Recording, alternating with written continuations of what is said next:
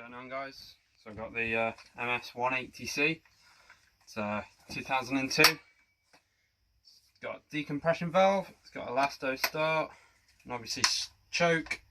It's got a toolless chain tensioner as well.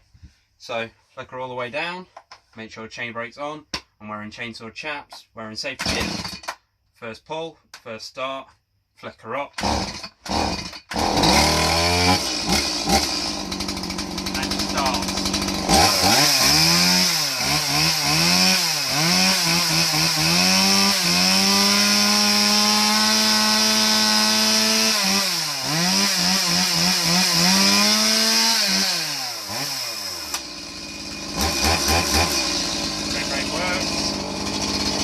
Idles well, and then you turn her off.